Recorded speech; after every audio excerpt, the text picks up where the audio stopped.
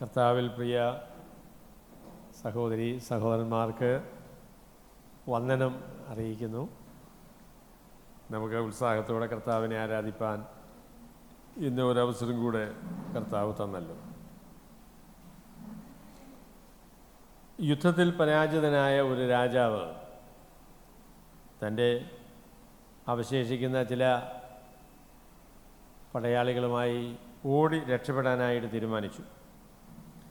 അദ്ദേഹവും കൂട്ടുകാരും കൂടെ ഒരു ഗുഹയിൽ കയറി അവിടെ ഒളിച്ചിരിക്കുകയാണ്.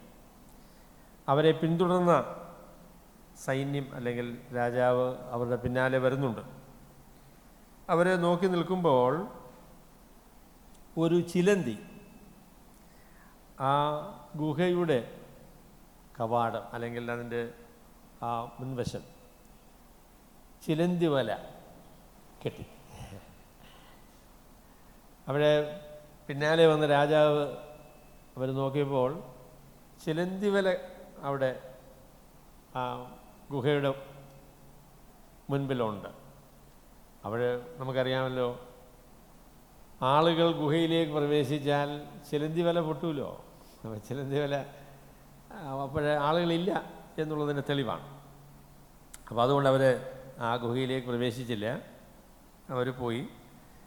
ഈ രാജാവും കൂടെ ഉണ്ടായിരുന്ന ആളുകളും രക്ഷപ്പെട്ടു. അത് കഴിഞ്ഞപ്പോൾ ഇതൊരു ഭക്തനായ മനുഷ്യനാണ് ഈ രാജാവ്.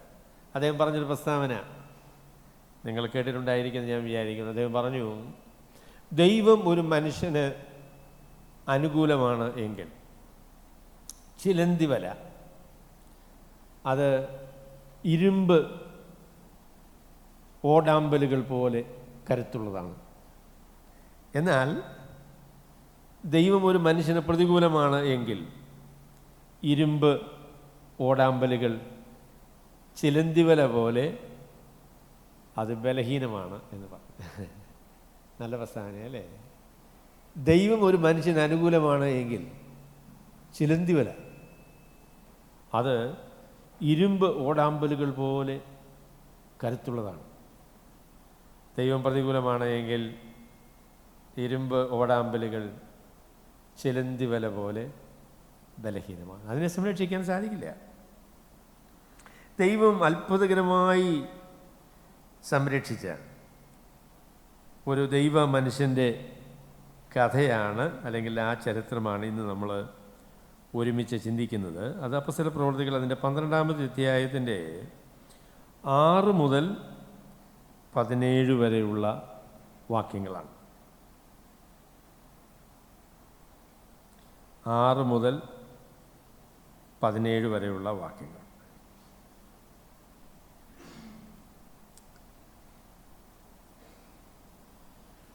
ഞാൻ വായിക്കുന്നു.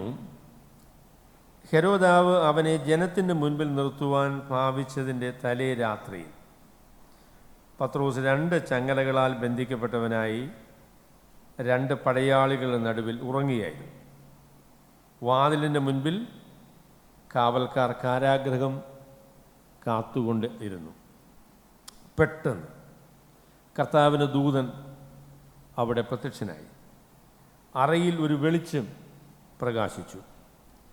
അവൻ പത്രോസിനെ വിലാപ്പുറത്ത് തട്ടി, വേഗം എഴുന്നേൽക്ക എന്ന് പറഞ്ഞ് അവനെ ഉണർത്തി. ഉടനെ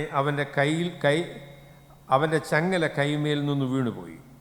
ദൂതൻ അവനോട് അര കെട്ടി ചെരുപ്പിട്ട് മുറുക്കുക എന്ന് പറഞ്ഞു. അവൻ അങ്ങനെ ചെയ്തു. നിന്റെ വസ്ത്രം പുതച്ച് എൻ്റെ പിന്നാലെ വരിക എന്ന് പറഞ്ഞു. അവൻ പിന്നാലെ ചെന്നു. ദൂതൻ മുഖാന്തരം സംഭവിച്ചത് വാസ്തവമെന്നറിയാതെ താൻ ഒരു ദർശനം കാണുന്നു എന്ന് നിരൂപിച്ചു. അവൻ 1-ാം കാവലും 2-ാമത്തേതും കടന്ന് പട്ടണത്തിൽ ചെല്ലുന്ന ഇരുമ്പ് വാതിൽക്കലെത്തി. അത് അവർക്ക് സ്വതവേ തുറന്നു. അവർ പുറത്തിറങ്ങി ഒരു തെരുവ് കടന്ന് ഉടനെ ദൂതൻ അവനെ വിട്ടുപോയി. പത്രോസിന് സുബോധം വന്നിട്ട് കർത്താവ് തൻ്റെ ദൂതനെ അയച്ച് ഹെരോദാവിൻ്റെ കയ്യിൽ നിന്നും യഹൂദാ ജനത്തിൻ്റെ സകല പ്രതീക്ഷയിൽ നിന്നും എന്നെ വിടുവിച്ചു എന്ന് ഞാനിപ്പോൾ വാസ്തവമായി അറിയുന്നു എന്ന് പറഞ്ഞു. ഇങ്ങനെ ഗ്രഹിച്ച ശേഷം അവൻ മർക്കോസ് എന്ന് മറുപേരുള്ള യോഹന്നാൻ്റെ അമ്മ മറിയുടെ വീട്ടിൽ ചെന്നു. അവിടെ അനേകർ ഒരുമിച്ച് കൂടി പ്രാർത്ഥിച്ചുകൊണ്ടിരുന്നു. അവൻ പടിപ്പുരവാതിക്കൽ മുട്ടിയാറെ രോദ എന്നൊരു ബാല്യക്കാരത്തി വിളി കേൾപ്പാൻ അടുത്തു വന്നു. പത്രോസിൻ്റെ ശബ്ദം തിരിച്ചറിഞ്ഞു. സന്തോഷത്താൽ പടിവാതിൽ തുറക്കാതെ അകത്തേക്ക് ഓടി പത്രോസ് പടിപ്പുരക്കിൽ നിൽക്കുന്നു എന്ന് അറിയിച്ചു. അവർ അവളോട് നിനക്ക് ഭ്രാന്തുണ്ട് എന്ന് പറഞ്ഞു. അവളോ അല്ല, ഉള്ളത് തന്നെ എന്ന് ഉറപ്പിച്ച് പറയുമ്പോൾ അവൻ്റെ ദൂതനാകുന്നു എന്ന് അവർ പറഞ്ഞു. പത്രോസ് മുട്ടിക്കൊണ്ടിരുന്നു. അവർ തുറന്നപ്പോൾ അവനെ കണ്ട് വിസ്മയിച്ചു. അവർ മിണ്ടാതിരിപ്പാൻ അവൻ ആംഗ്യം കാട്ടി. കർത്താവ് തന്നെ തടവിൽ നിന്ന് പുറപ്പെടുവിച്ച വിവരം പറഞ്ഞു കേൾപ്പിച്ചു. ഇത് യാക്കോബിനോടും ശേഷം സഹോദരന്മാരോടും അറിയിപ്പീൻ എന്ന് പറഞ്ഞു. പിന്നെ അവൻ പുറപ്പെട്ട് വേറൊരു സ്ഥലത്തേക്ക് പോയി. വളരെ അത്ഭുതകരമായ ഒരു വിടുതലിനെ കുറിച്ചാണ് ഈ വേദഭാഗത്ത് പറയുന്നത്. വളരെ അത്ഭുതകരമായ വിടുതൽ. യെരുശലേമിലെ സഭയ്ക്ക് നേരിട്ട വളരെ കഠിനമായ ഒരു പീഡയുടെ വിവരണമാണ് ലൂക്കോസ് ഈ അധ്യായത്തിൽ തരുന്നത്. നേരത്തെയൊക്കെ വിശ്വാസികളെയും സാധാരണക്കാരെയുമാണ് പീഡനത്തിന് മുഖ്യമായും അവർ കണ്ടതെങ്കിൽ ഇവിടെ ഈ പ്രസ്ഥാനത്തിലെ ഏറ്റവും പ്രമുഖന്മാരായിരിക്കുന്ന ആളുകളെ പിടിച്ച് കൊല്ലുക എന്നതാണ് അവരിപ്പോൾ ഒരു തന്ത്രമായിട്ട് വിചാരിച്ചിരിക്കുന്നത്. അല്ലെ, അങ്ങനെയാണ് അവർ തീരുമാനിച്ചിരിക്കുന്നത്. അപ്പോൾ ഇത് പെസഹ പെരുന്നാൾ മാത്രമല്ല, പുളിപ്പില്ലാത്ത അപ്പത്തിൻ്റെ പെരുന്നാളും. പെസഹ അത് കഴിഞ്ഞുള്ള 7 ദിവസം അതാണ് പുളിപ്പില്ലാത്ത അപ്പം. അപ്പോൾ ഇത് രണ്ടും കൂടി ഒരു പെരുന്നാളായിട്ടാണ് പിന്നീട് അവർ ആഘോഷിച്ച് വന്നത്. പെസഹ പെരുന്നാളെന്ന് പറഞ്ഞാലും പുളിപ്പില്ലാത്ത അപ്പത്തിൻ്റെ പെരുന്നാളെന്ന് പറഞ്ഞാലും ഒന്ന് തന്നെയാണ്. പെസഹായ്ക്കൊരു വലിയ ചരിത്രമുണ്ട് എന്ന് നമുക്കറിയാം. മിസ്രൈമിലെ അടിമകളായിരുന്ന കാലത്ത് അവരെ അതിൽ നിന്ന് വിടുവിക്കാനായിട്ട് ദൈവം ഒരുക്കിയ ആ വിടുതലിൻ്റെ ചരിത്രമാണ് യഥാർത്ഥത്തിൽ പെസഹ എന്ന് പറയുന്നത്. ഇവിടെ ആ പെസഹയോടനുബന്ധിച്ചും ഇവിടെ പറയുന്ന ചില വാക്കുകളൊക്കെ നമുക്ക് കാണാൻ പറ്റും. നിങ്ങളുടെ അര കെട്ടിയും, അല്ലേ, നിങ്ങളുടെ വിളക്ക് അര കെട്ടുക, നിങ്ങൾ ചെരുപ്പിടുക എന്നൊക്കെ പറയുന്ന പ്രസ്താവന, അല്ലേ, അത് നമ്മൾ പെസഹയോട് ചേർത്ത് കേൾക്കുന്ന ചില വാക്കുകളാണ്. മാത്രമല്ല ഈ സന്ദർഭം നമ്മൾ നോക്കിയാൽ പെസഹായോട് ബന്ധപ്പെട്ട് ഇതിനു മുൻപ് വളരെ പ്രസിദ്ധമായ ഒരു വിചാരണ നടന്നതിനെക്കുറിച്ച് നമുക്ക് അറിയാം, അല്ലേ, ചില മാസങ്ങൾക്ക് മുൻപ്. അത് കർത്താവായ യേശു ക്രിസ്തുവിൻ്റെ വിചാരണയാണ്. പെസഹയോട് ചേർന്ന് കർത്താവിനെ വിചാരണ ചെയ്ത്. അപ്പോൾ പല സംഭവങ്ങളുടെ ഒരു പ്രതിധ്വനി, അതിൻ്റെ ഒരു നിഴല് ഈ സംഭവത്തിലുമുണ്ട് എന്ന് നമുക്ക് കാണാനായിട്ട് സാധിക്കും. അപ്പോൾ അപ്പോസ്തലനായ പത്രോസ് വിടുവിക്കപ്പെടുന്ന കാര്യം, അതിനെക്കുറിച്ച് നമ്മൾ വായിക്കുന്ന ആദ്യത്തെ കാര്യം, ഹെരോദാവ് അവനെ ജനത്തിൻ്റെ മുൻപിൽ നിർത്തുവാൻ ഭാവിച്ചതിൻ്റെ തലേ രാത്രിയിൽ. അപ്പം പെസഹയോട് ചേർന്നാണ് പത്രോസിനെ അവർ അറസ്റ്റ് ചെയ്യുന്നത്, അല്ലെങ്കിൽ തന്നെ തടവിലാക്കുന്നത് പെസഹയോട് ചേർന്ന്. അപ്പോൾ ഒരു 6-7 ദിവസം താൻ തടവിൽ കിടന്നു എന്ന് വിചാരിക്കാം. അപ്പോൾ ഈ കാലങ്ങളിലൊക്കെ അവന് വേണ്ടി പ്രാർത്ഥിച്ചുകൊണ്ടിരിക്കുക. എന്നിട്ട് പിറ്റേ ദിവസം ഇദ്ദേഹത്തെ കൊല്ലാൻ തീരുമാനിച്ചിരിക്കുക. അതിൻ്റെ തലേ രാത്രിയിലാണ് ദൂതൻ വന്ന് പത്രോസിനെ രക്ഷിക്കാനായിട്ട് തീരുമാനിക്കുന്നത്. അപ്പം ഞാൻ അതിൽ നിന്ന് ഒരു പ്രസ്താവന ഞാൻ പറയാൻ ആഗ്രഹിക്കുന്നു. ദൈവത്തിൻ്റെ വിടുതൽ പ്രതീക്ഷ നഷ്ടപ്പെട്ടു, ഇനി ഒരു രക്ഷയുമില്ല എന്ന് വിചാരിക്കുന്ന അവസരങ്ങളിൽ പോലും ദൈവത്തിന് നമ്മളെ വിടുവിക്കാൻ കഴിയും എന്നുള്ള കാര്യമാണ് ഞാൻ പറയാൻ ആഗ്രഹിക്കുന്നത്. God can save us if he decides, when we reach the end of our rope. നമ്മുടെ ജീവിതത്തിൽ ഇനി ഒരു പ്രതീക്ഷയ്ക്കും വകയില്ല എന്ന് ചിന്തിക്കുന്ന അവസരങ്ങളിലും ദൈവത്തിന് വിടുവിക്കുവാൻ കഴിയും എന്ന കാര്യമാണ് ഈ ഭാഗത്ത് നിന്ന് നമുക്ക് മനസ്സിലാക്കാനായിട്ട് സാധിക്കുന്നത്. ഒരാഴ്ച മുഴുവൻ അവർ പ്രാർത്ഥിച്ചു കേട്ടോ. ഒരാഴ്ച അവരെ ഇനിയും വലിയ രക്ഷയ്ക്കൊന്നും അല്ലെങ്കിൽ പ്രതീക്ഷയ്ക്ക് വകയില്ല എന്ന് വിചാരിക്കുന്ന ഒരു അവസരത്തിൽ അവനെ പരസ്യമായി നിർത്തുവാൻ ഭാവിച്ചതിൻ്റെ തലേ രാത്രിയിൽ, ഇനിയും അധികം ഒന്നും സമയമില്ല, അതിനെക്കുറിച്ച് ഈ ദൂതൻ വരുന്ന സമയത്തെക്കുറിച്ച് പറയുകയാണെങ്കിൽ ചില ആളുകൾ പറയുന്നത് ഏതാണ്ട് ഒരു 4 മണി സമയത്താണ് രാവിലെ. ഇനിയും ഒരു 3-4 മണിക്കൂറുടെ കഴിയുമ്പോൾ കാര്യം തീർന്നു കേട്ടോ. പിന്നെ അതിന് ശേഷം പത്രോസിനൊരു സാധ്യതയില്ല. ആ അവസരത്തിലാണ് ദൂതൻ പത്രോസിനെ രക്ഷിക്കാനായിട്ട് കടന്നു വരുന്നത്. അപ്പം ഞാൻ അതിനോട് ചേർത്ത് സഹോദരങ്ങളെ ഞാൻ പറയാം, നെവർ ഗിവ് അപ്പ് ഹോപ്പ്. ദൈവത്തിൽ പ്രത്യാശ വയ്ക്കുന്നതായിരിക്കുന്ന ദൈവമക്കൾക്ക് പ്രതീക്ഷ നഷ്ടപ്പെടുത്തേണ്ട ആവശ്യമില്ല. വൈകിപ്പോയി എന്ന് ചിന്തിക്കേണ്ട കാര്യമില്ല. ഗോഡ് ഈസ് ടു ലേറ്റ് എന്ന് ചിന്തിക്കേണ്ടതായിരിക്കുന്ന കാര്യമില്ല. ഏത് അവസരങ്ങളിലും നമ്മളെ രക്ഷിക്കുവാനായിട്ട് ദൈവം തീരുമാനിച്ചാൽ നമ്മളെ രക്ഷിക്കാനായിട്ട് ദൈവത്തിന് സാധിക്കും. നിങ്ങളുടെ ജീവിതത്തിൽ നിങ്ങൾ ദൈവത്തെക്കുറിച്ച് ചിന്തിക്കുന്നത് എന്താണെന്ന് എനിക്കറിയില്ല. പ്രശ്നങ്ങളും പ്രതിബന്ധങ്ങളും ഒക്കെ വരുമ്പോഴും നമ്മൾ കർത്താവിനോട് പ്രാർത്ഥിക്കും. കുറേ കഴിയുമ്പോൾ നമ്മളങ്ങ് മടുക്കും അല്ലേ? ഇനിയും പ്രാർത്ഥിച്ചിട്ട് കാര്യമില്ല അല്ലേ? It seems that God is not working. ദൈവം പ്രവർത്തിക്കുന്നില്ല, ദൈവം ശ്രദ്ധിക്കുന്നില്ല, ഈ വിഷയത്തിൽ നമുക്ക് വിടുതലില്ല എന്ന് ചിന്തിക്കുന്ന അവസരങ്ങളിലും ദൈവത്തിന് പ്രവർത്തിക്കാനായിട്ട് കഴിയും എന്ന കാര്യമാണ് പത്രോസിൻ്റെ അനുഭവത്തിൽ നിന്ന് നമുക്ക് പറയാനായിട്ട് സാധിക്കുന്നത്. Don't give up hope. ദൈവത്തിൽ പ്രത്യാശ വയ്ക്കുന്ന ദൈവത്തിൻ്റെ ജനം ഒരിക്കലും അവർ പ്രതീക്ഷ വിട്ടുകളയുന്ന ആളുകളല്ല. ദൈവത്തിന് ഈ 11-ാം മണി നേരത്തല്ലേ, 11-ാം മണി നേരത്ത് ഈ അവസരത്തിൽ ദൈവത്തിന് പ്രവർത്തിക്കാനായിട്ട് സാധിക്കുമോ? God can. ദൈവം തീരുമാനിച്ചാൽ നമ്മുടെ പ്രതിസന്ധികൾ ഏത് ഗുരുതരാവസ്ഥയിലെത്തിയാലും അതിന് നടുവിൽ പ്രവർത്തിക്കുവാൻ, അതിൽ നിന്ന് നമ്മെ വിടുവിക്കുവാൻ ദൈവത്തിന് കഴിയും എന്ന കാര്യമാണ് ഈ സംഭവത്തിൽ നിന്ന് നമുക്ക് പറയാനായിട്ട് സാധിക്കുന്നത്. If God decides the rescue will come. ദൈവം തീരുമാനിക്കുന്നുവെങ്കിൽ വിടുതൽ വരും എന്നതിന് യാതൊരു സംശയവുമില്ല. അവിടെ പത്രോസിൻ്റെ പ്രതികരണം ഞാൻ കഴിഞ്ഞ ആഴ്ചയിൽ നിങ്ങളോട് പറഞ്ഞത് നല്ലൊരു പ്രതികരണമായിരുന്നു കേട്ടോ.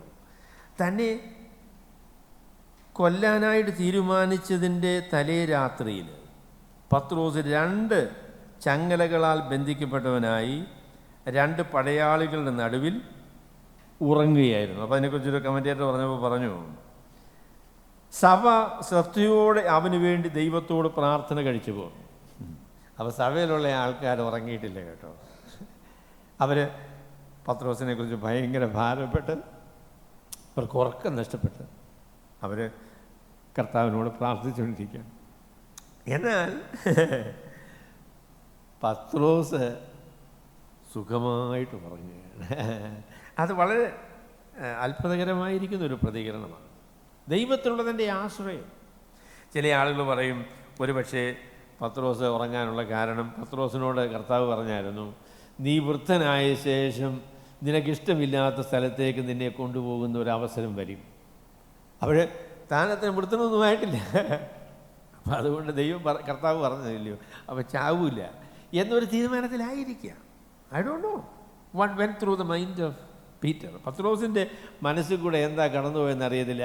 എന്നാൽ പ്രതിസന്ധികളുടെ നടുവിൽ ദൈവത്തിൽ ആശ്രയിച്ച് ഉറങ്ങാൻ കഴിയുക എന്ന് പറയുന്ന ഒരു ഭയങ്കര ദൈവാശ്രയമാണ് കേട്ടോ. ഞാൻ നിങ്ങളോട് ചോദിക്കുന്നു, ക്യാൻ യു ദാവീദ് തൻ്റെ മകനായിരുന്ന അബ്ശാലോമിൽ നിന്ന് ഓടി രക്ഷപ്പെട്ട് താൻ ഒരു സ്ഥലത്ത് ചെന്ന് കഴിഞ്ഞപ്പോൾ ആ അവസരത്തിലാണ് താൻ 3-ാം സങ്കീർത്തനം എഴുതുന്നത്. ആ അവസരത്തിൽ പറഞ്ഞു, ഞാൻ കിടന്നുറങ്ങി, യഹോവ എന്നെ താങ്ങുകയാൽ ഉണർന്നുവിരിക്കുന്നു.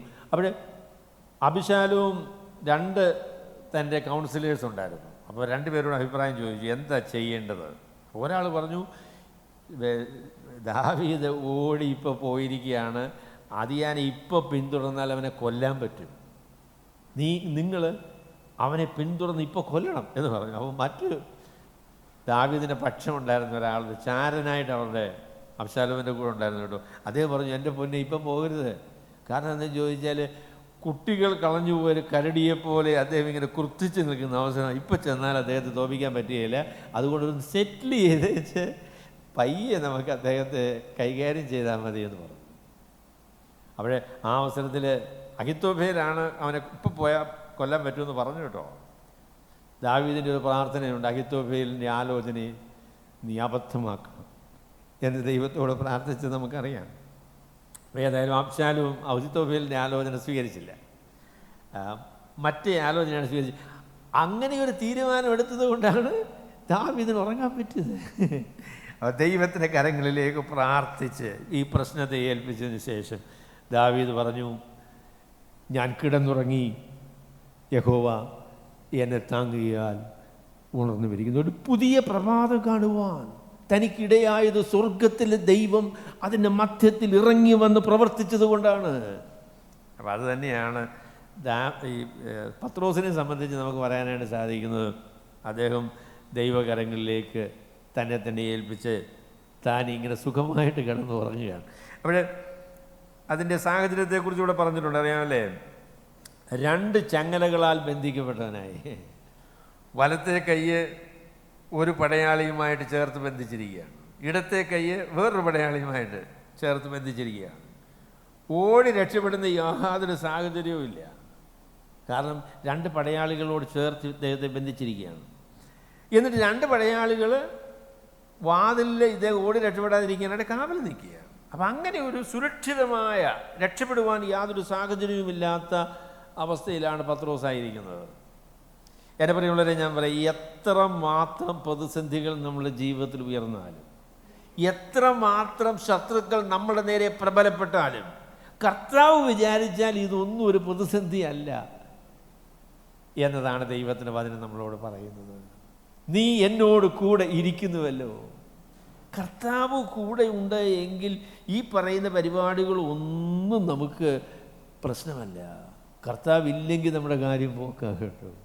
അപ്പം അതുകൊണ്ട് ഇതിൻ്റെ നടുവിൽ ഇങ്ങനെ അദ്ദേഹം ഉറങ്ങുന്ന അവസരത്തിൽ പെട്ടെന്ന് കർത്താവിൻ്റെ ദൂതൻ അവിടെ പ്രത്യക്ഷനായി. അറയിലൊരു വെളിച്ചം പ്രകാശിച്ചു. അപ്പം എനിക്കത് അത്ഭുതമായി കേട്ടോ. ഈ പത്രോസിനെ രക്ഷപ്പെടുത്താനായിട്ടാണെങ്കിൽ ഏറ്റവും നല്ല വഴി എന്താ? ഒരു ശബ്ദവും ഉണ്ടാക്കാതെ, അല്ലേ? ഒരു ആളുകൾ ആരും അറിയാതെ, അല്ലേ? പതുങ്ങി വന്ന് ഈ ഉറങ്ങിക്കിടക്കുന്ന ആൾക്കാരെ ഒന്നും ഉണർത്താതെ, അല്ലേ? എങ്ങനെ അതിന് രക്ഷപ്പെട്ടു പോകുക എന്നുള്ളതാ. കർത്താവിന് അങ്ങനെ ഒരു പേടിയില്ല, അല്ലേ? ദൂതൻ ഇങ്ങോട്ട് വന്നിട്ട് അവിടെ ഭയങ്കര വെളിച്ചം.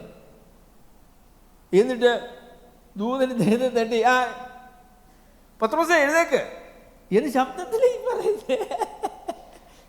എൻ്റെ പൊന്നെ, ഈ കാര്യം കണ്ടിട്ടേ ദൈവത്തിനൊരു പേടിയില്ലെന്ന് തോന്നുന്നല്ലോ. എൻ്റെ പൊന്നെ സഹോദരങ്ങളെ, ഞാൻ പറയാം, ദൈവം നമ്മളെ വിടുവിക്കാനായിട്ട് തീരുമാനിച്ചാൽ ലോകത്തിൽ ഒരു ശക്തിക്കും അതിനെ തടയാൻ പറ്റില്ല കേട്ടോ. ഈ വെളിച്ചം പ്രകാശിച്ചു, പത്രോസ് ഉണർന്നു, പത്രോസ് വെളിച്ചം കണ്ടു. പക്ഷേ കൂടെ കിടന്ന ഈ ആളുകൾ ആരും കണ്ടില്ല കേട്ടോ, അവരാരും കണ്ടില്ല. ദൈവം പ്രവർത്തിക്കുവാൻ തീരുമാനിച്ചാൽ മനുഷ്യരെ അന്ധരാക്കുവാനും മനുഷ്യർക്ക് വെളിച്ചം കൊടുക്കാനും ഒക്കെ ദൈവത്തിന് സാധിക്കും. അവിടെ ദൈവം പ്രവർത്തിക്കുന്നത്, ദൈവം തൻ്റെ മഹത്വത്തിനനുസൃതമായ രീതിയിൽ പ്രവർത്തിക്കുന്ന ദൈവമാണ്. അതുപോലെ തന്നെ നമുക്കറിയാമല്ലോ, കർത്താവായ യേശുക്രിസ്തു ഉയർത്തെഴുന്നേറ്റപ്പോൾ കർത്താവ് നല്ല ഗംഭീരമായിട്ടാണ് ഉയർത്തെഴുന്നേറ്റത് കേട്ടോ. ഇവിടെ പടയാളികൾ കല്ലറ കാക്കാനായിട്ട് ഇങ്ങനെ തയ്യാറായിട്ട് നിൽക്കുകയാണ്. വാളും എന്തൊക്കെയാണ് അവരുടെ ആയുധങ്ങളെന്ന് എനിക്കറിയില്ല, അതൊക്കെ പിടിച്ചാണ്. ഒരു ദൂതൻ സ്വർഗത്തിൽ നിന്ന് ഇറങ്ങി വന്നു. അവിടെ ഈ പടയാളികൾ ഈ ദൂതനെ കണ്ടപ്പോൾ മരിച്ച മനുഷ്യരെ പോലെ ആയിത്തീർന്നു. അതിനുശേഷം വളരെ ധൈര്യമായിട്ടാണ് കർത്താവ് ആ കല്ലറയിൽ നിന്ന് ഇറങ്ങി വരുന്നത്. ഈ പടയാളികൾക്ക് കഴിയുമെങ്കിൽ തടഞ്ഞോളൂ എന്നുള്ളതായിരിക്കുന്ന വെല്ലുവിളിയോടുകൂടെയാണ് കർത്താവ് ആ കല്ലറയിൽ നിന്ന് ഇറങ്ങി വരുന്നത്. ദൈവം പ്രവർത്തിക്കുമ്പോഴേ മനുഷ്യരുടെ ഒരു പരിപാടിയെയും ദൈവം ഭയപ്പെടുന്നില്ല. ഈ ലോകത്തിലെ സംവിധാനങ്ങളൊന്നും ദൈവത്തിന് പ്രശ്നമല്ല. എന്ന് തന്നെയാണ് ദൈവത്തിൻ്റെ വചനത്തിൽ നിന്ന് നമുക്ക് മനസ്സിലാക്കാനായിട്ട് സാധിക്കുന്നത്. എന്നിട്ട് അടുത്തതായിട്ട് പറയുന്നത്, അവൻ പത്രോസിന് വിലാപ്പുറത്ത് തട്ടി എന്നുള്ളത് നല്ല ആ സന്ദർഭത്തിന് യോജിക്കുന്ന ഒരു പരിഭാഷയാണ്. ഈ തട്ടി എന്ന് പറയുന്ന വാക്ക് ഇച്ചിരി കട്ടിയാണ്. തട്ടി എന്ന് പറയുന്നത് അതേ വാക്ക് തന്നെയാണ് ഹെരോദാവിനോടുള്ള ബന്ധത്തിലും ഇവിടെ പറയുന്നത്. ഹെരോദാവ് എന്നെക്കൊണ്ട് കുറിച്ച് പറയുമ്പോൾ പറഞ്ഞു, എന്നാൽ 23-ാമത്തെ വാക്യം, അവൻ ദൈവത്തിന് മഹത്വം കൊടുക്കിയാൽ കർത്താവിൻ്റെ ദൂതൻ ഉടനെ അവനെ അടിച്ചു. എന്തോ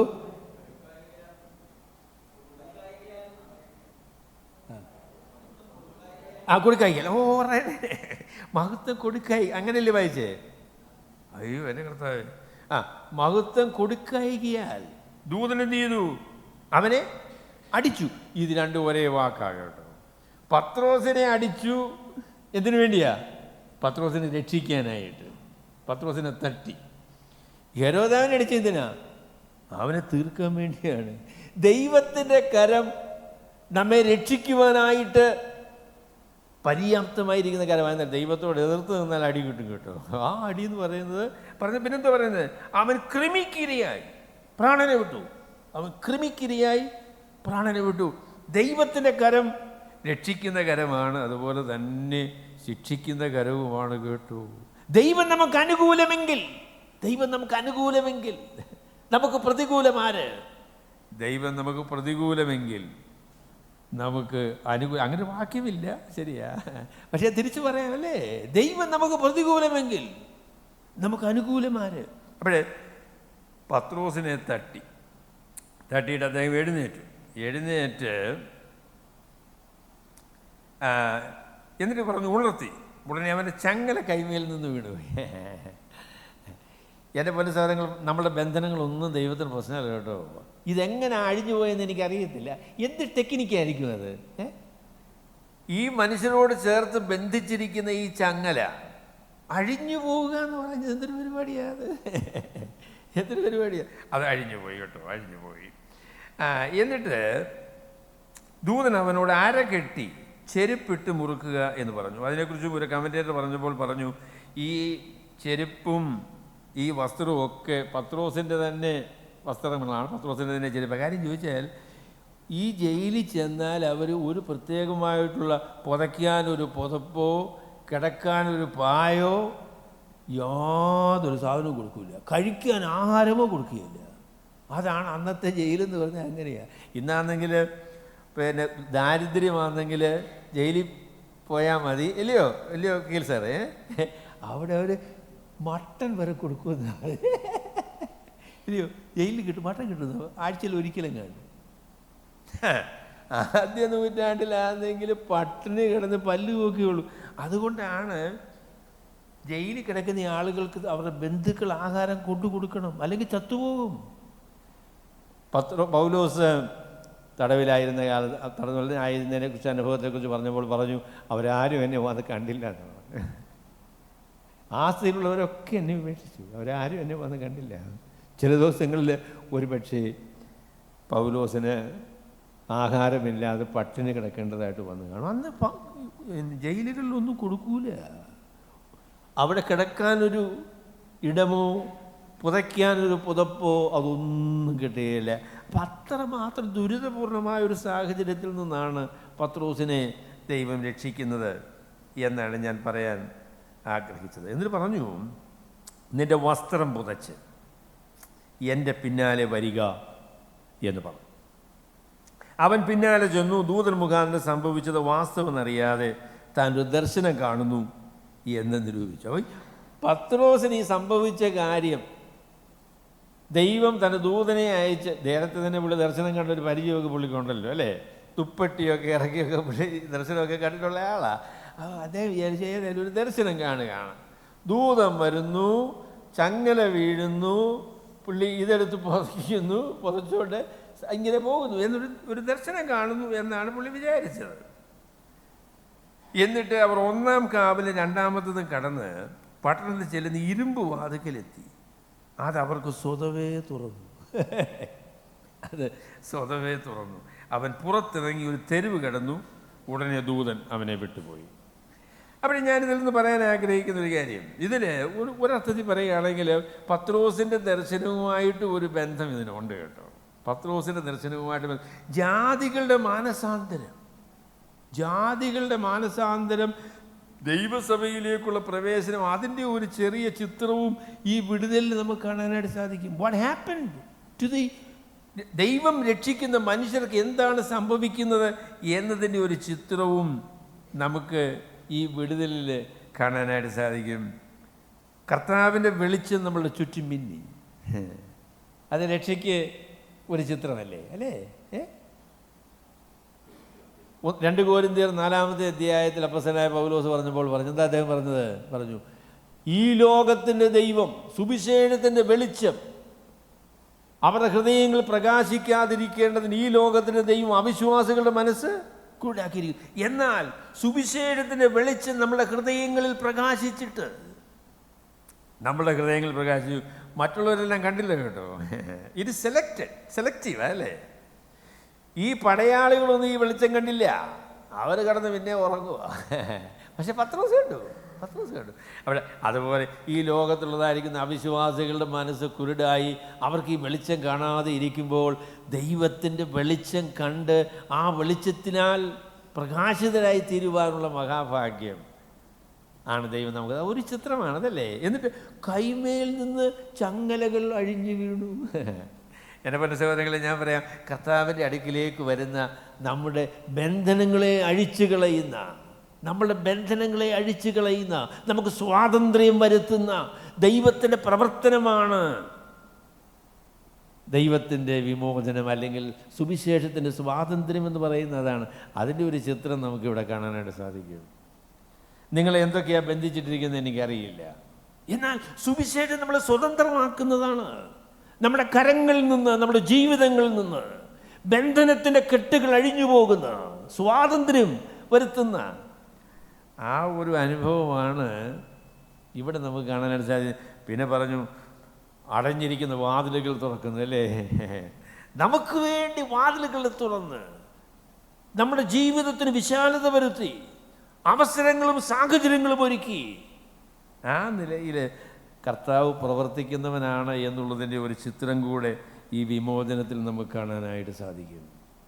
അങ്ങനെ പത്രോസ് രക്ഷപ്പെട്ടു. അപ്പം ഞാൻ ആ പ്രസ്താവന ഒരു പ്രാവശ്യം കൂടെ പറയാം. നമ്മുടെ ജീവിതത്തിൻ്റെ പ്രതിസന്ധികൾ എത്ര കാഠിന്യമേറുന്നതായിരുന്നാലും, പ്രതീക്ഷയില്ല എന്ന് നമുക്ക് തോന്നിയാലും, ദൈവം തീരുമാനിക്കുന്നുവെങ്കിൽ ആ പ്രതിസന്ധിയിൽ നിന്ന് വിടുവിക്കുവാനായിട്ട് ദൈവത്തിന് കഴിയും. ഒരു പ്രതിസന്ധിയും ദൈവത്തെ സംബന്ധിച്ച് പ്രതിസന്ധിയല്ല. കർത്താവേ, 2 പടയാളികൾ ഓരോ കയ്യേലും ചങ്ങല വെച്ച് കെട്ടി ഇട്ടിരിക്കുന്നു. വാതിൽക്കൽ 2 പേര് കാവൽ നിൽക്കുന്നു. പിന്നെ 2-3 ഇരുമ്പ് വാതിലുകൾ തന്നെ തടസ്സപ്പെടുത്താനായിട്ട് മുമ്പിൽ നിൽക്കുന്നു. ഇതിൽ നിന്ന് രക്ഷപ്പെടാൻ പറ്റുമോ? തമ്പുരാൻ വിചാരിച്ചാൽ ഇതൊന്നും പ്രശ്നമില്ല.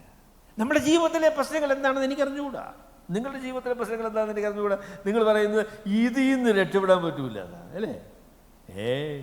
ദൈവം തീരുമാനിച്ചാൽ, ദൈവകൃപയിൽ ആശ്രയിച്ചാൽ ഈ ബന്ധനങ്ങളിൽ നിന്ന്, ഈ പരിപാടികളിൽ നിന്ന്, ഈ പ്രതിസന്ധിയിൽ നിന്ന് നമുക്ക് വിടുതലുണ്ട് എന്നതാണ് ഞാൻ ആദ്യമേ നിങ്ങളോട് പറയാൻ ആഗ്രഹിക്കുന്നത്. രണ്ടാമത് പറയാൻ ആഗ്രഹിക്കുന്ന കാര്യം, പത്രോസിന് സുബോധം വന്നിട്ട് കർത്താവിന് ദൂതനെ അയച്ച് ഹെരോദാവിൻ്റെ കയ്യിൽ നിന്നും യഹൂദാ ജനത്തിൻ്റെ സകല പ്രതീക്ഷയിൽ നിന്നും എന്നെ വിടുവിച്ചു എന്ന് ഞാൻ ഇപ്പോൾ വാസ്തവമായി അറിയുന്നു എന്ന് അവൻ പറഞ്ഞു. അവിടെ ദൂതൻ ഇദ്ദേഹത്തെ ജയിലിൽ നിന്ന് ഇറക്കി, എന്നിട്ട് അവിടെ ഒരു തെരുവുണ്ടായിരുന്നു, അവിടെ അതിൻ്റെ ആ തെരുവും കടത്തി അപ്പുറത്തെ വഴി കൊണ്ടുവിട്ടു. വിട്ടു ദൂതനങ്ങ് പോയി കഴിഞ്ഞപ്പോഴേ ഇദ്ദേഹത്തിന് സുബോധം വന്നു. അപ്പോൾ ദർശനമല്ല, ഇത് യഥാർത്ഥമായിട്ട് സംഭവിച്ചതെന്ന് അദ്ദേഹത്തിന് മനസ്സിലായി കഴിഞ്ഞപ്പം ഇനി എന്താ പത്രോസ് ചെയ്യേണ്ടത്? പത്രോസ് വിടുവിക്കപ്പെട്ട പത്രോസ് ആ വിടുതലിനനുസൃതമായ രീതിയിൽ തീരുമാനങ്ങളെടുത്ത് താൻ ഇവരുടെ കയ്യിൽ അകപ്പെടാതെ രക്ഷപ്പെട്ടു പൊയ്ക്കോളും. അതാണ് ഇനി ചെയ്യേണ്ടത്.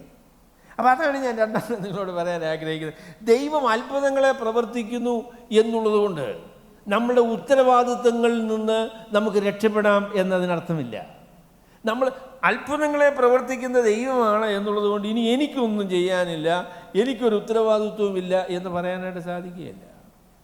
പത്രോസിനെ വെളിയിൽ കൊണ്ടുവിട്ടാൽ ഇനിയും ആളുകളുടെ കയ്യിൽ അകപ്പെടാതെ, ഇവിടെ അദ്ദേഹം ഈ മർക്കോസിൻ്റെ അമ്മയായ മറിയയുടെ വീട്ടിൽ വന്നപ്പോഴേ ആദ്യം അദ്ദേഹം പറയുന്നു, മിണ്ടരുതേ, ഒന്നും മിണ്ടരുത്. അതിന് കാര്യം ശബ്ദമുണ്ടാക്കി അയൽക്കാരെല്ലാം വിളക്കി പത്രോസ് രക്ഷപ്പെട്ടു എന്നുള്ള കാര്യം ആളുകൾ അറിയരുതെന്ന് അദ്ദേഹം പറഞ്ഞത്.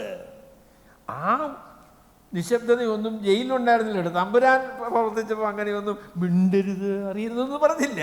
എന്നാൽ പത്രോസിനെ സംബന്ധിച്ച് ഇനിയും പത്രോസ് സൂക്ഷ്മതയോടുകൂടെ കാര്യങ്ങൾ ചെയ്യാനും ഇനിയും ഇവരുടെ കയ്യിലകപ്പെടാതെ രക്ഷപ്പെടുവാനുമുള്ള ഉത്തരവാദിത്വം അദ്ദേഹത്തിനുണ്ട്. ഈ അത്ഭുതങ്ങളിലൊക്കെ വിശ്വസിക്കുന്ന ആളുകൾക്കുള്ള ഒരു പ്രശ്നം ഞാൻ പറയാം.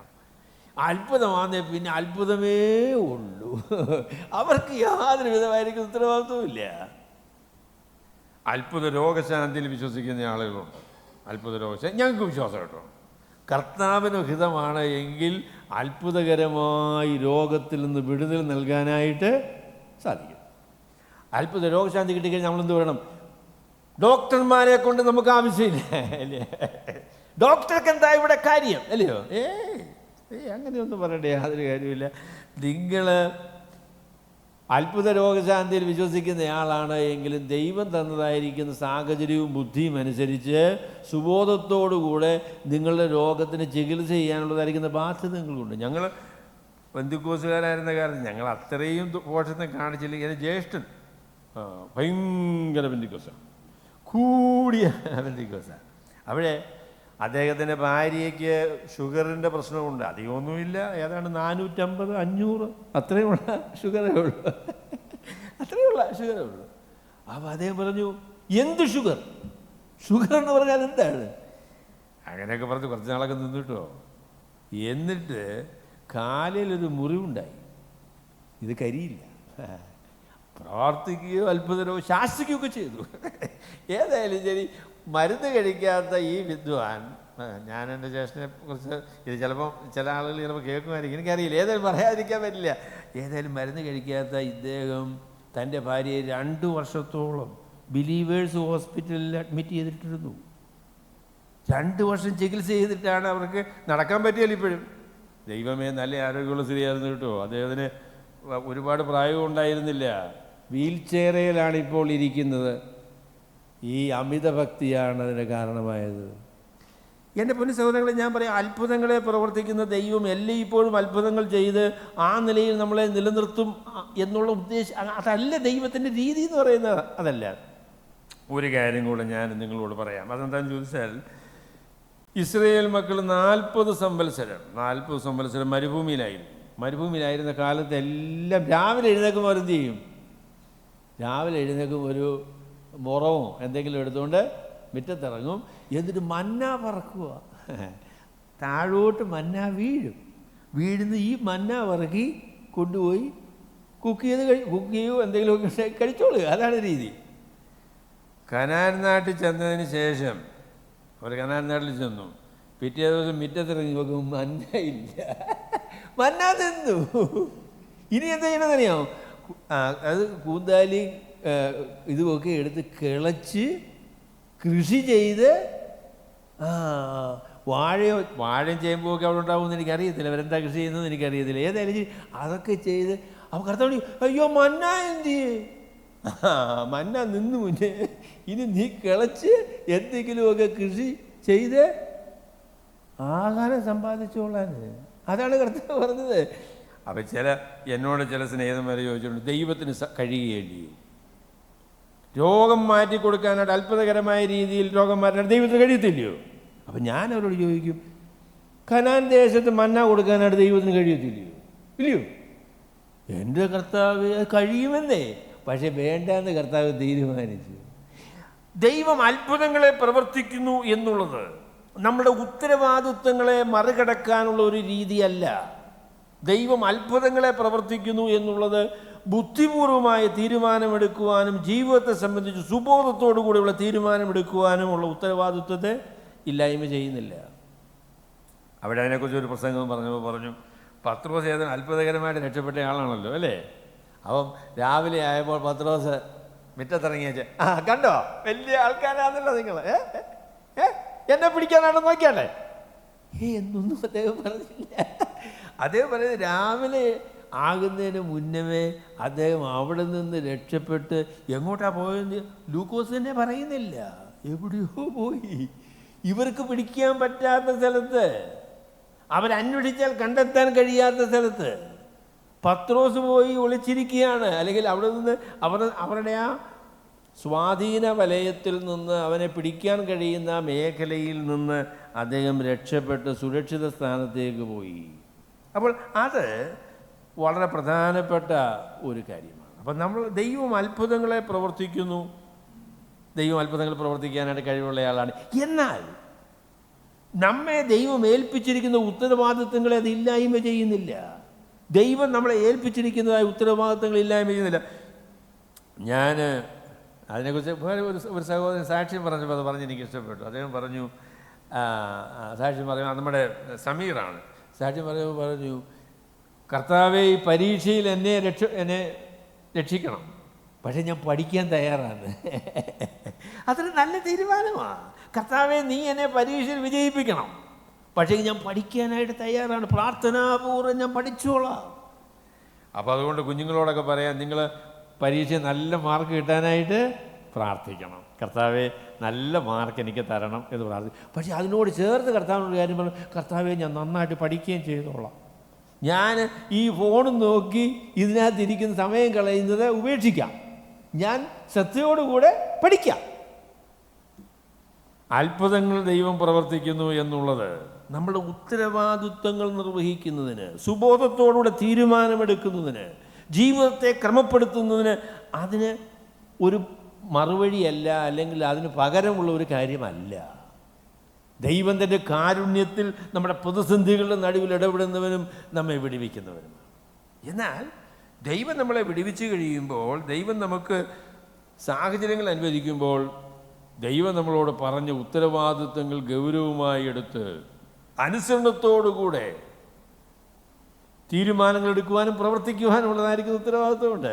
നമ്മൾ പ്രാർത്ഥിക്കുമ്പോൾ ഞാൻ പറയാം, ഒരു പരിധി വരെ പ്രാർത്ഥനയ്ക്കുള്ള മറുപടി നമ്മൾ തന്നെയാണ് കേട്ടോ. കർത്താവേ എൻ്റെ സ്നേഹിതനെ സഹായിക്കണമേ, അദ്ദേഹത്തിൻ്റെ ദാരിദ്ര്യത്തിൽ അദ്ദേഹത്തിന് വിടുതൽ കൊടുക്കണമേ, പക്ഷേ എൻ്റെ കയ്യിലൊരു 1,00,000 രൂപ കർത്താവ് തന്നിട്ടുമുണ്ട്. കർത്താവ് ഇദ്ദേഹത്തിന് കാശില്ലാതെ വളരെ ബുദ്ധിമുട്ടുകയാണ്, അദ്ദേഹത്തിന് എങ്ങനെയെങ്കിലും ഇച്ചിരി കാശ് കൊടുക്കണം, എൻ്റെ കയ്യിൽ 1,00,000 രൂപ ഉണ്ട്. അപ്പോൾ എന്താ മറുപടി? പ്രാർത്ഥനയ്ക്കുള്ള മറുപടി എന്താ? നിൻ്റെ കയ്യിലിരിക്കുന്ന കാശിൽ നിന്ന് കുറേ കാശ് ആ സഹോദരന് കൊടുക്കുക എന്നുള്ളതാണ് മറുപടി. നമ്മുടെ പ്രാർത്ഥനകൾക്ക് പലപ്പോഴും ഉള്ള മറുപടി എന്ന് പറയുന്നത് ദൈവം നമ്മളെ ഏൽപ്പിച്ചിരിക്കുന്ന ഉത്തരവാദിത്തങ്ങൾ തികയ്ക്കുവാനുള്ള കരുത്തും കഴിവും അതിനുള്ള ഉത്സാഹവും ദൈവം നമുക്ക് പകർന്നു തരുന്നു എന്നുള്ളതാണ് അതിൻ്റെ ഉത്തരമെന്ന് പറയുന്നത്. അതാണ്. അപ്പം അതുകൊണ്ട് നിങ്ങൾ പ്രാർത്ഥിക്കുന്ന ആളുകൾ, അതുകൊണ്ട് എനിക്ക് ഒരു ഉത്തരവാദിത്വവും ഇല്ല, ഞാൻ പ്രാർത്ഥിച്ചോളും. കുഞ്ഞെ പഠിക്കുന്നുണ്ടോ? ഇല്ലില്ല, ഞാൻ അത്ര പഠിച്ചതൊന്നും ശരിയല്ല, പക്ഷേ ഞാൻ പ്രാർത്ഥിക്കുന്നയാളാണ്. പോരട്ടോ, നിങ്ങൾ പ്രാർത്ഥിക്കുന്നയാളാണ് എങ്കിൽ നിങ്ങളുടെ ജീവിതത്തിൽ അച്ചടക്കവും, നിങ്ങളെ ഏൽപ്പിച്ച കാര്യങ്ങൾ പഠിച്ച് നല്ല രീതിയിൽ കാര്യങ്ങൾ ഗ്രഹിക്കാനുള്ള ഉത്തരവാദിത്വം നിങ്ങൾക്കുണ്ട്. എന്നാൽ ഗ്രഹിക്കാനുള്ള ബുദ്ധി, പഠിക്കാനുള്ള ഉത്സാഹം, അതിനുള്ള സാഹചര്യങ്ങളൊക്കെ പ്രാർത്ഥനയുടെ ഫലമായി കർത്താവ് തന്നെ നമുക്ക് ഒരുക്കി തരും. അപ്പം അത് നമ്മളുടെ ജീവിതത്തിൽ നമ്മൾ ശ്രദ്ധിക്കേണ്ടത്. അപ്പം ഇദ്ദേഹം അത്ഭുതകരമായ രീതിയിൽ രക്ഷപ്പെട്ട് വെളിയിൽ വന്നു കഴിഞ്ഞതിന് ശേഷം അദ്ദേഹം പെട്ടെന്ന് നോക്കിയിട്ടു ആരെങ്കിലും കാണുന്നുണ്ടോ, എങ്ങനെയാണ് സാഹചര്യം എന്നൊക്കെ നോക്കി.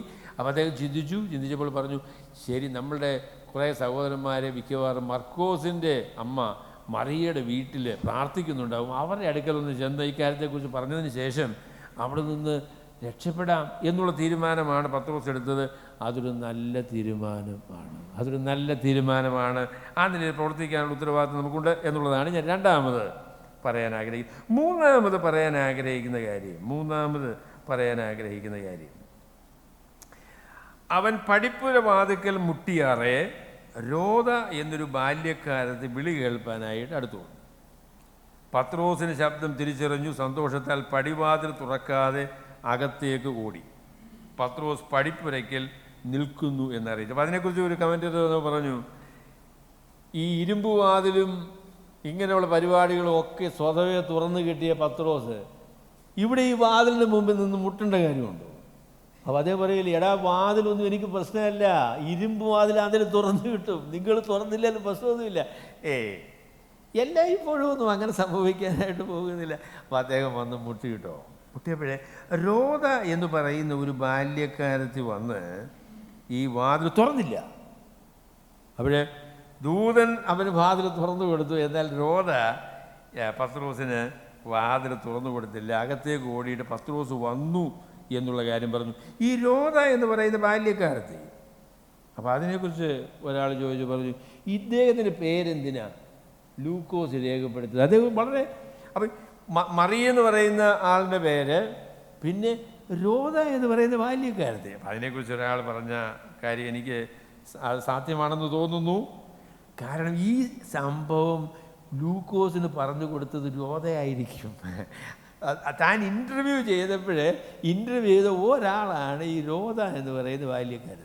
പത്രോസ് രക്ഷപ്പെട്ട് അവിടെ വന്ന കാര്യം, അയ്യോ അന്നേരം ഞാനവിടെ ഉണ്ട്, എൻ്റെ പൊന്നെ അത് ഞാൻ കണ്ടതില്ലയോ, ഞാനാ ഓടിച്ചെന്ന് പത്രോസിന് തുറന്നു കൊടുക്കാനാണ്. എനിക്ക് തുറക്കാൻ പറ്റിയില്ല, സന്തോഷം കൊണ്ട് ഞാൻ പിന്നെ അകത്തോട്ട് ഓടി. അപ്പം രോധയായിരിക്കണം ലൂക്കോസിന് ഈ കാര്യം തൻ്റെ റിസർച്ചിൽ അതിൽ ഇൻ്റർവ്യൂ ചെയ്ത ഒരാൾ ഈ രോധയാണ്, അതുകൊണ്ടായിരിക്കാം അദ്ദേഹത്തിൻ്റെ പേര് അദ്ദേഹം ഉദ്ധരിച്ചത് എന്ന് അദ്ദേഹം പറഞ്ഞു. അപ്പം ഞാൻ പറയുന്ന കാര്യം, ഇവർ നേരത്തെ ഞാനതൊന്ന് പറഞ്ഞതാണെങ്കിലും ഒന്നുകൂടെ പറയുകയാണ്. സഭയിലുള്ള ആളുകൾ ശ്രദ്ധയോടുകൂടെ പത്രോസിന് വേണ്ടി പ്രാർത്ഥിക്കുക. എന്താ പ്രാർത്ഥിക്കുന്നത് പത്രോസിനെ രക്ഷിക്കണമെന്നാണ്. അതാണ് അവരുടെ പ്രാർത്ഥന റിക്വസ്റ്റ്. ഇപ്പം എന്ത് സംഭവിച്ചു? പത്രോസ് രക്ഷപ്പെട്ടു. എന്നിട്ട് അതിന് മറുപടി എന്തുവാ? പത്രോസൊന്നും അല്ല, പത്രോസിന് ദൂതനായിരിക്കും, അല്ലാതെ പത്രോസ് രക്ഷപ്പെടുകയല്ല എന്ന് പറഞ്ഞാൽ അവർക്കത് വിശ്വസിക്കാനായിട്ട് സാധിച്ചില്ല എന്നാണ് അതിൻ്റെ അർത്ഥം, അല്ലേ? പത്രോസ് രക്ഷപ്പെട്ടു, ദൈവം പത്രോസിനെ രക്ഷിച്ചു എന്ന് വിശ്വസിക്കാനായിട്ട് പത്രോസിനെ രക്ഷയ്ക്ക് വേണ്ടി പ്രാർത്ഥിച്ച ആളുകൾക്ക് സാധിച്ചില്ല. അപ്പം അതിൽ ഞാൻ പറയാൻ ആഗ്രഹിക്കുന്ന കാര്യം, ദൈവം നമ്മളുടെ പ്രാർത്ഥനകളിൽ നമ്മളെ അതിശയിപ്പിക്കുന്ന, പ്രാർത്ഥനകളുടെ മറുപടിയിൽ ദൈവം നമ്മളെ അതിശയിപ്പിക്കുന്ന ദൈവമാണ് എന്നതാണ് ഞാൻ മൂന്നാമത് പറയാൻ ആഗ്രഹിക്കുന്നത്. God surprises us. അല്ലെങ്കിൽ നമ്മുടെ വിശ്വാസത്തെയും നമ്മുടെ പ്രതീക്ഷകളെയും ഒക്കെ മറികടക്കുന്ന രീതിയിൽ ദൈവം പ്രവർത്തിക്കുന്നവനാണ് എന്നതാണ് ഞാൻ മൂന്നാമത് നിങ്ങളോട് പറയാൻ ആഗ്രഹിക്കുന്നത്. ചില ആളുകൾ പറയും, അതിനകത്ത് ഒരു കാര്യമുണ്ട്, എങ്കിലും ഞാൻ ആദ്യമേ അത് ഒരു ബുദ്ധിമുട്ടുള്ള കാര്യമാണെന്നാണ് പറയാൻ വരുന്നത്. എന്താണെന്ന് ചോദിച്ചാൽ, നിങ്ങൾ വിശ്വസിക്കുകയാണ് എങ്കിൽ കാര്യം നടന്നു. വിശ്വസിച്ചാൽ പത്രോസ് രക്ഷപ്പെടും. എന്ത് ചെയ്യണം? പത്രോസ് രക്ഷപ്പെടും എന്നുള്ള കാര്യം നിങ്ങൾ വിശ്വസിക്കണം. ദൈവം എങ്ങനെയാണ് പ്രവർത്തിക്കുന്നതെന്നൊന്നും നമുക്കറിയില്ല കേട്ടോ. ദൈവത്തോട് കരുണയ്ക്കായിട്ട് യാചിക്കുന്നു. ദൈവം നമ്മുടെ പ്രതീക്ഷകളെയും നമ്മുടെ വിചാരങ്ങളെയും ഒക്കെ മറികടന്ന്, നമ്മുടെ വിശ്വാസത്തെയും അവിശ്വാസത്തെയും ഒക്കെ മറികടന്ന് പ്രവർത്തിക്കുന്നവനായിരിക്കുന്ന ദൈവമാണ്. വിശ്വാസം ദൈവത്തിൻ്റെ പ്രവർത്തനത്തിനുള്ള ഒരു മുഖാന്തരമാണ് കേട്ടോ, അത് ഞാൻ തടയുന്നില്ല. എന്നാൽ നമ്മൾ വിശ്വസിച്ചതുകൊണ്ട്, വിശ്വാസത്തിൻ്റെ ആഴം കൊണ്ട്, വിശ്വാസത്തിൻ്റെ വലിപ്പം കൊണ്ട് ദൈവം യാന്ത്രികമായി തന്നെ പ്രവർത്തിച്ചുകൊള്ളും എന്ന് പറയുന്ന ഒരു ആശയമുണ്ട്. നിങ്ങളത് കേട്ടിട്ടുണ്ടോ എന്ന് എനിക്കറിയത്തില്ല, കേട്ടിട്ട് കാണുമായിരിക്കും. യോങ്കിച്ചു കേട്ടിട്ടുണ്ടോ? യോങ്കിച്ചു, ഫിഫ്ത്ത് ഡിമെൻഷൻ എന്നാണ് അതിന് പറയുന്നത്. അദ്ദേഹത്തിൻ്റെ ഒരു വലിയ ശിഷ്യനാണ് PG വർഗീസ് എന്ന് പറയുന്നതായിരിക്കുന്നയാൾ. യോങ്കിച്ചു. അപ്പം അവർ പറയുന്നത് എന്താണെന്ന് ചോദിച്ചാൽ, നിങ്ങൾ വിശ്വസിക്കുന്നു എന്ന് പറഞ്ഞാൽ എന്താണെന്ന് ചോദിച്ചാൽ, അത് കിട്ടി എന്നുള്ള രീതിയിൽ അതിനെ നിങ്ങൾ മനസ്സിൽ ധ്യാനിച്ച അതിൻ്റെ ഒരു രൂപം ഉണ്ടാക്കണം. അപ്പം ഒരു ഭർത്താവിന് വേണ്ടി നിങ്ങൾ പ്രാർത്ഥിക്കുകയാണ് എങ്കിൽ, കർത്താവേ എനിക്കൊരു ഭർത്താവിനെ തരണമെന്ന് പ്രാർത്ഥിച്ചാൽ പോരാ. അതിന് അദ്ദേഹത്തിന് എത്ര അടി നീളമുണ്ടെന്നുള്ള കാര്യം കർത്താവിനോട് നിങ്ങൾ പറയണം. 5 അടി 9 ഇഞ്ച് മതിയോ? അതോ 6 അടി വേണോ? ജോഹാൻ 6 അടി ഉണ്ടെന്ന് തോന്നുന്നു. അപ്പം നീളം എത്ര എന്ന് പറയണം. കറുത്തയാളാണോ വെളുത്തയാളാണോ എന്ന് കർത്താവെ, വെളുത്തയാളുടെ തന്നെ എനിക്ക് വേണം. അദ്ദേഹത്തിൻ്റെ വിദ്യാഭ്യാസ യോഗ്യത എന്താന്ന് പറയണം, എത്ര ശമ്പളം ഉണ്ടെന്നുള്ള കാര്യം പറയണം. ഇതെല്ലാം കൂടെ പറഞ്ഞതിന് ശേഷം നമ്മൾ ഈ ഭർത്താവിനെ നമ്മുടെ മനസ്സിൽ ഇങ്ങനെ സൃഷ്ടിക്കുന്നു. എന്നിട്ട് അതങ്ങോട്ട് ദൈവത്തിന് മുൻപിൽ അവതരിപ്പിക്കുന്നു. സൈൻ ചെയ്ത് കർത്താവിക്ക് തിരിച്ച് തരുന്നു. You have to materialise your faith എന്നാണ് അവരതിനെക്കുറിച്ച് പറയുന്നത്. അപ്പോൾ അദ്ദേഹം പറഞ്ഞു, അദ്ദേഹം ഒരിക്കൽ ഒരു മേശ വേണം എന്ന് ദൈവത്തോട് പ്രാർത്ഥിച്ചു. അവ ആകെപ്പാടെ ദൈവം കൺഫ്യൂഷനിലായി. എന്തോ മേശയാണ് വേണ്ടത്, എന്തോ മേശയാണ് വേണ്ടത്. പിന്നെ ആ പുള്ളിക്ക് മനസ്സിലായത് അതിൻ്റെ ഒരു പ്രിസ്ക്രിപ്ഷൻ കൂടെ ദൈവത്തിന് പറഞ്ഞു കൊടുക്കണം. പിന്നെ അദ്ദേഹം പ്രാർത്ഥിച്ചു, കർത്താവെ, മഹാഗണി കൊണ്ടുണ്ടാക്കിയതായിരിക്കുന്ന മേശയാണ് വേണ്ടത്. അത് 6 പേർക്ക് ഇരുന്ന് ഭക്ഷണം കഴിക്കാനുള്ള വലിപ്പം ആ മേശയ്ക്ക് ഉണ്ടാകും. അതിന് ഇന്ന പ്രത്യേകത ഉണ്ടായിരുന്നു. അതിൻ്റെ ഡിസ്ക്രിപ്ഷൻ മുഴുവൻ കൊടുത്തു. പിറ്റേന്ന് നേടെ മേശ എടുക്കും. എന്ത് ഭയങ്കര! അതാണ് മെറ്റീരിയലൈസ് യുവർ ഫെയ്ത്ത്. യോങ്കി ചു PG വർഗീസ് ഇങ്ങനെയൊക്കെ പറയുന്നത് ആളുകൾ പറയുന്നത്, നിങ്ങൾ ദൈവത്തോട് ഇങ്ങനെ പറഞ്ഞു കഴിഞ്ഞാൽ അത് ദൈവത്തിന് തന്നേ ഒക്കുള്ളൂ എന്നാണ് അവർ പറയുന്നത്. നമ്മുടെ വിശ്വാസത്തിൻ്റെ വലിപ്പമല്ല, നാം ആരെ വിശ്വസിച്ചിരിക്കുന്നു എന്നുള്ളതാണ് നമ്മളുടെ പ്രതീക്ഷയുടെ, അല്ലെങ്കിൽ നമുക്ക് മറുപടി തരാമെന്നുള്ളതിൻ്റെ കാരണം എന്താണെന്ന് ചോദിച്ചാൽ, not how much faith you have, but whom do you believe. ആരെ വിശ്വസിക്കുന്നു എന്നുള്ളതിനാണ് പ്രാധാന്യം, അല്ലാതെ എത്രത്തോളം വിശ്വസിക്കുന്നു എന്നുള്ളതല്ല. കാരണം ചോദിച്ചാൽ നമ്മൾ വിശ്വാസത്തിൻ്റെ അളവനുസരിച്ച് അതിനനുസൃതമായ രീതിയിൽ ദൈവം നമുക്ക് മറുപടി തന്നുകൊള്ളും എന്ന് ആ നിലയിൽ നമുക്ക് പറയാൻ പറ്റുകയില്ല. വിശ്വാസത്തിനൊരു പങ്ക് ദൈവം നിശ്ചയമായിട്ടും വെച്ചിട്ടുണ്ടെന്നുള്ളത് ശരിയായി കേട്ടോ. അതുകൊണ്ടാണ് കർത്താവ് പറഞ്ഞത്, ആ പ്രസ്താവന നല്ല പ്രസ്താവനയാണ്, എന്നാൽ മനസ്സിലാക്കാൻ ബുദ്ധിമുട്ടുള്ളൊരു പ്രസ്താവനയാണ്. നിങ്ങൾക്ക് കടുകുമണിയോളം വിശ്വാസമുണ്ട് എങ്കിൽ. അയ്യോ, അത് ശരി, കടുകുമണി. അപ്പം അതിന് ചില ആളുകളൊക്കെ അതിനെ വിശദീകരിക്കാൻ പറയും, കടുകുമണി എന്ന് പറഞ്ഞാൽ അതിനകത്ത് കടുകുമണിക്കകത്ത് അല്പം പോലും അതിനകത്ത് എല്ലാം കാമ്പാണ് അല്ലേ, അതിനകത്ത് വേറെ ഒന്നും ബാക്കിയില്ല. അപ്പം അതുകൊണ്ട് കടുകുമണിയുള്ള വിശ്വാസം എന്ന് പറഞ്ഞാൽ നല്ല തിക്കമായിരിക്കുന്ന അങ്ങനെ തന്നെ. കടുകുമണിയുടെ അർത്ഥം എന്താണെന്നറിയാമോ? കടുകുമണി, അതാ അതിൻ്റെ അർത്ഥം. അത്ര വിശ്വാസം മതി. ഇത് ഒരു കുഞ്ഞു വിശ്വാസം, മലകൾ മാറിപ്പോകാനത് മതി എന്നാണ് കർത്താവ് പറഞ്ഞത്. എന്ന് പറഞ്ഞാൽ വിശ്വാസത്തിൻ്റെ അളവനുസരിച്ചും ചില അവസരങ്ങളിൽ എനിക്കും തോന്നിയിട്ടുണ്ട്, നമ്മൾ പ്രാർത്ഥിക്കുമ്പോൾ പ്രാർത്ഥന കേൾക്കണമെങ്കിൽ നമ്മൾ എന്ത് ചെയ്യണം? മനസ്സിൻ്റെ ഉള്ളിൽ ഇങ്ങനെ അങ്ങോട്ട് കിട്ടി കിട്ടി കിട്ടി കിട്ടി കിട്ടി കിട്ടി കിട്ടി കിട്ടി കിട്ടും കിട്ടും കിട്ടും കിട്ടും കിട്ടും കിട്ടും എന്ന് പറഞ്ഞ് നമ്മളെ തന്നെ അങ്ങോട്ട് ധൈര്യപ്പെടുത്തി. നമ്മുടെ വിശ്വാസത്തിൻ്റെ അളവും അതിൻ്റെ ശക്തിയും ആഴവും ഒന്നുമല്ല പലപ്പോഴും ദൈവം മറുപടി തരുന്നതിനുള്ള കാരണമെന്ന് പറയുന്നത് ദൈവത്തിൻ്റെ കാരുണ്യമാണ്. അപ്പോൾ അതുകൊണ്ട് നിങ്ങൾക്ക് വിശ്വാസം കുറവാണ് എന്ന് തോന്നിയാലും പ്രാർത്ഥിക്കണം കേട്ടോ. നിങ്ങളുടെ വിശ്വാസം കടുകുമണിയോളമുള്ളൂ എന്ന് നിങ്ങൾ ചിന്തിച്ചാലും നിങ്ങൾ പ്രാർത്ഥിക്കണം.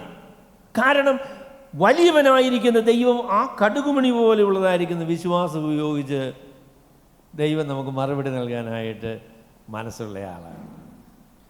പത്രോസിന് വിശ്വാസം ഉണ്ടായിരുന്നോ? ദൂതൻ വരും, കയ്യെന്ന് ചങ്ങലകൾ വീഴും, താൻ രക്ഷപ്പെടേ ഒരു സ്വപ്നം കാണുന്നു എന്ന് താൻ വിചാരിച്ചു. പത്രോസിന് വിശ്വാസമില്ലായിരുന്നു. അങ്ങനെ രക്ഷപ്പെടുന്നതിന് ചിന്ത അദ്ദേഹത്തിന് ഉണ്ടായിരുന്നില്ല. ദൈവം നമ്മുടെ വിശ്വാസത്തെയും അവിശ്വാസത്തെയും ഒക്കെ മറികടന്ന് നമ്മളെ ആശ്ചര്യപ്പെടുത്തുമാറ് അത്ഭുതകരമായ രീതിയിൽ പ്രവർത്തിക്കുന്ന ദൈവമാണ്. അതാണ് ഈ സംഭവത്തിൽ നിന്ന് നമുക്ക് പറയാനായിട്ട് കഴിയുന്ന കാര്യം. നമ്മളുടെ അവിശ്വാസത്തെയും കർത്താവിൻ്റെ അടുക്കലൊരു മനുഷ്യൻ വന്നു കേട്ടോ. കർത്താവിൻ്റെ അടുക്കലൊരു മനുഷ്യൻ വന്നു. ആദ്യമേ വന്നത് ശിഷ്യന്മാരുടെ അടുക്കലാണ്. എന്നിട്ട് അവർ പ്രാർത്ഥിച്ചൊക്കെ നോക്കി, എന്നിട്ടൊന്നും കാര്യം ശരിയായില്ല. പുള്ളി അങ്ങ് ക്ഷീണിച്ചേച്ച് പിന്നെ കർത്താവിൻ്റെ അടുക്ക് വന്നേച്ച് കർത്താവിനോട് പറഞ്ഞു, കർത്താവേ, ആകെപ്പാടെ നമ്മൾ വലിയ പ്രയാസത്തിലാണ്, കർത്താവിന് കഴിയുമെങ്കിൽ ഒരു ഉപകാരം ചെയ്ത് ഈ മനുഷ്യൻ എൻ്റെ കൊച്ചിന് ഒരു സൗഖ്യം തരും. അപ്പോൾ കർത്താവ് ചോദിച്ചു, കഴിയുമെങ്കിലെന്നു. വളരെ പെട്ടെന്ന് അദ്ദേഹത്തിന് കാര്യം മനസ്സിലായി. കർത്താവേ, എൻ്റെ അവിശ്വാസത്തെ എന്നോട് ക്ഷമിക്കണം. എൻ്റെ അവിശ്വാസത്തെ അവിടുന്ന് ക്ഷമിക്കണം. എൻ്റെ അവിശ്വാസത്തിൽ എന്നെ സഹായിക്കണം. ആളുകൾ ഓടിക്കൂടുന്നു എന്ന് കണ്ടപ്പോൾ കർത്താവ് അതിനെ ശാസിച്ചു, പിശാചവനെ വിട്ടുപോയി. എൻ്റെ പൊന്നു സഹോദരങ്ങളെ, ഞാൻ പറയാം, നമ്മളുടെ ദൈവം നമ്മളോട് കരുണ ചെയ്യും, ദൈവം പ്രവർത്തിക്കും എന്നുള്ളതിൻ്റെ ഉറപ്പ് നമ്മുടെ വിശ്വാസത്തിൻ്റെ ആഴമല്ല, ദൈവത്തിൻ്റെ കരുണയാണ്. ദൈവം നമ്മളോട് കാണിക്കുന്ന കരുണയാണ് അതിനടിസ്ഥാനമായിരിക്കുന്നത്. അപ്പോൾ അതുകൊണ്ട് നിങ്ങൾ പ്രാർത്ഥിക്കണം കേട്ടോ. നിങ്ങളെ ആശ്ചര്യപ്പെടുത്തുമാർ, നിങ്ങളുടെ വിശ്വാസത്തെയും അവിശ്വാസത്തെയും ഒക്കെ മറികടന്ന് നിങ്ങളെ ആശ്ചര്യപ്പെടുത്തുമാർ സ്വർഗത്തിൽ ദൈവം പ്രവർത്തിക്കുന്ന ദൈവമാണ്. അതെത്രയോ അതിശയകരമായിരിക്കുന്ന കാര്യം. എൻ്റെ വിശ്വാസത്തിനനുസൃതമായ രീതിയിലാണ് ദൈവം എന്നോട് ഇടപെടുവാൻ തീരുമാനിച്ചിരുന്നതെങ്കിൽ എൻ്റെ കാര്യം പോക്കായിരുന്നു കേട്ടോ. എന്നാൽ ദൈവം എന്നോട് കാണിച്ച കരുണ എത്ര വലിയതാണ്. ദൈവം നമ്മുടെ അവിശ്വാസങ്ങളെ മറികടക്കുന്നു, നമ്മുടെ ബലഹീനതകളെ നമ്മളോട് പൊറുക്കുന്നു, നമ്മുടെ പ്രതിസന്ധികൾ ദൈവം ഇടപെടുന്നു, ദൈവം നമ്മളെ സഹായിക്കുന്നു എന്നത് ദൈവത്തിൻ്റെ കാരുണ്യമാണ്. Is that not comforting? അത് നമുക്ക് ആശ്വാസകരമായിരിക്കുന്ന കാര്യമല്ലേ? അത് നമ്മളെ ധൈര്യപ്പെടുത്തുന്ന കാര്യമല്ലേ? ദൈവം കരുണയുള്ളവനാണ്, ദൈവം പ്രതിസന്ധികൾ ഇടപെടുന്ന ദൈവമാണ്, ദൈവം നമ്മളെ സഹായിക്കുന്ന ദൈവമാണ്, ദൈവം നമ്മളോട് കരുണ ചെയ്യും. അതുകൊണ്ട് എൻ്റെ പൊന്നു സഹോദരങ്ങളെ, നിങ്ങൾ പ്രാർത്ഥിക്കണം കേട്ടോ. ഇവർ വിശ്വസിച്ചൊന്നുമല്ല, ഈ നിലയിൽ സംഭവിക്കുന്നൊന്നും വിചാരിച്ചല്ല പ്രാർത്ഥിച്ചത്. അവർ ചില കാര്യങ്ങൾ ഇങ്ങനെയൊക്കെ സംഭവിക്കുന്നു വിചാരിച്ചാൽ അവർ പ്രാർത്ഥിച്ചത്. എന്നാൽ അവരുടെ ചിന്തകൾക്കും വിചാരങ്ങൾക്കും പ്രതീക്ഷകൾക്കും ഒക്കെ അതീതമായിട്ട് ദൈവം അവരെ സഹായിച്ചു. നിങ്ങളും പ്രാർത്ഥിക്കണം. എങ്ങനെയാണ് കർത്താവ് പ്രവർത്തിക്കുന്നത് നമുക്കറിയത്തില്ല. ചില വഴികളൊക്കെ നമ്മൾ ചിലപ്പോൾ കർത്താവിന് പറഞ്ഞു കൊടുക്കും, ഇങ്ങനെയൊക്കെ ചെയ്താൽ കർത്താവ് നല്ലതായിരിക്കും. കർത്താവ് അതൊക്കെ കേൾക്കും.